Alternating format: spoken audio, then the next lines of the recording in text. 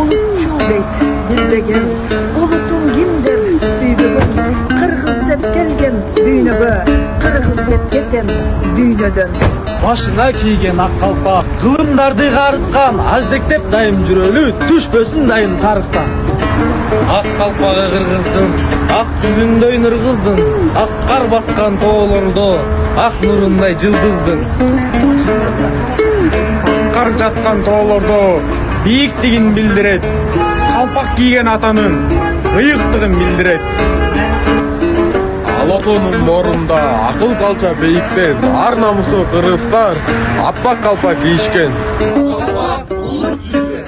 Ак калпактуу ата журт ата мекеним, алмашыбыз тамырым өскөн жерим.